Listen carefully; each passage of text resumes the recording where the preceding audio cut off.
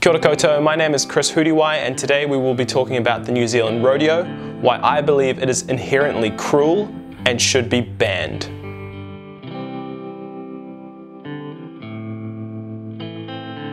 He's got him, you're allowed to catch it any way you can, but ideally you just want to catch it around the neck. But rodeos are part of our culture. Actually, the rodeo has only been around since the 1960s. Rodeo originated in the west of the United States, where cowboys' skills in herding cattle were brought into the ring for sport. Rodeo did not appear in New Zealand until the early 1960s, and a national championship began in 1973. So why do I believe rodeo should be banned? Well, simply put, it's cruel. And in this video, I'm going to show you the extent of this cruelty. So who's responsible for rodeo in New Zealand? Rodeos are run by the New Zealand Rodeo Cowboys Association. Former Navy Commander Lyle Cox is their president, and the rodeo spokesperson for 2018 was former government MP Michael Laws. When rodeo is under fire from criticism, these are the two usual suspects that defend this sport. So what is the criticism against them and how do they respond? And young cows being slammed onto the ground. We don't throw cattle beasts to the ground and all that sort of thing, slam them to the ground, all very emotive talk by a few people out there. It doesn't matter what we do. Flank straps. It's not tight, it's just firm. Keep an eye on this guy in the red circle, as he's the one who secures the flank strap. Whether or not it is considered firm or tight, it is clear that there is an immediate negative response as soon as the flank strap is tightened. So what this device does is it tightens around the flank of the animal, the most sensitive part of this prey animal. As soon as anything latches on to the behind of these animals, they panic, going into a frenzy, trying whatever they can to remove the flank strap. They're trained for this event. They love the contest. Absolute rubbish. It's clear to me these animals don't buck because they enjoy the competition. They buck because they fear for their safety and will do anything they can to relieve the pressure caused by the flank strap. And the flank comes off as soon as the 8 seconds is over. What about a tail twist? It's no different than other harness used in other events. And you know, on pacing horses, they've got traces to make sure they pace, which is an unnatural movement, but it's no different than any other harness equipment used in equestrian events. Do you think animals in rodeos suffer any pain? No.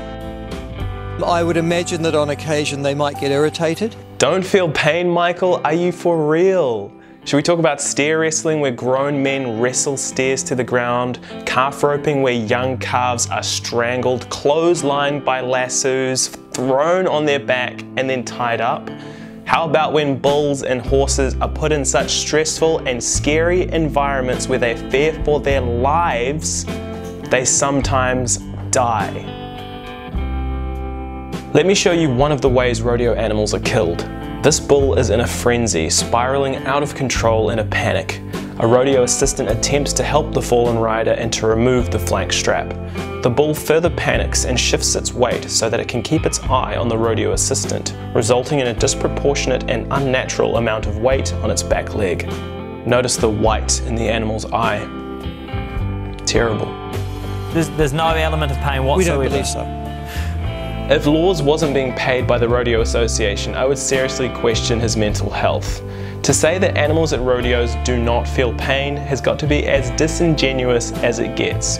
As they exist today, rodeos cannot operate without intentionally harming animals.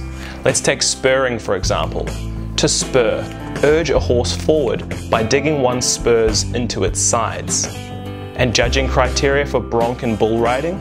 Failure to spur can result in a rider being disqualified.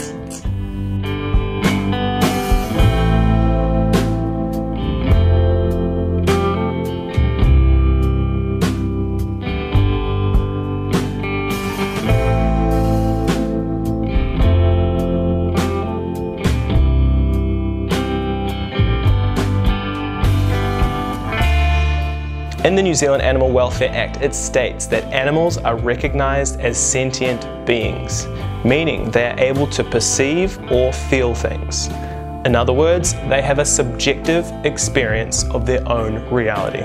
Animals experience emotions such as love, maternal bonding, protectiveness, and even jealousy. Friendship, happiness and joy, excitement and fulfillment. Animals value their lives just as much as we value ours. However, this gift of feeling is also a curse, because like most animals, rodeo animals are completely at our mercy, and we take advantage of them.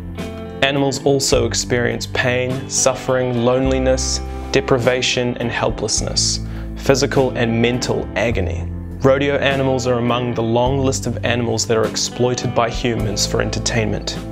For all that we put these sentient beings through, they deserve our utmost respect and apologies, and not to be seen as mere playthings, like inanimate objects. But it's not all doom and gloom. In fact, it's the opposite. Public support for rodeo is on decline, as well as event attendance. There are many groups in New Zealand who support a ban or partial ban on rodeo, including SAFE, Farm Watch, the New Zealand Veterinary Association, the RSPCA, Poor Justice, the New Zealand Green Party, and a pre-election promise was made by the New Zealand Labour Party, saying that they would ban the cruelest aspects of rodeo, including but not limited to flank straps and the use of animals under 12 months of age, which would essentially remove the calf roping event. Some people say that if we did this, rodeos would collapse, and my view is that if rodeos can't run without being cruel, they should just be stopped. So if we have support from all these groups, including the Labour-led government, what's stopping us? No, Jack, go and read the science. And you will discover that these animals are not in any pain. So what is the science that Michael is referencing? It's a poorly referenced and outdated report from the National Animal Welfare Advisory Committee. But who is the chairperson of this committee? They were appointed by the previous Minister for Primary Industries, Nathan Guy, a pro-rodeo farmer who has previously said, "I believe that rodeos are an important part of New Zealand society. They've been functioning well here for 40 years. My concern with a ban on rodeos is, where do you go next? Is it horse racing? Is it circuses? Is it zoos?" If you care about animals, or if you care about highlighting injustice or defending the innocent, please raise your voice on this issue. Because on this planet, the only voices that are heard are those that are spoken. Animals have no voice, so let's give them ours. Thank you for watching.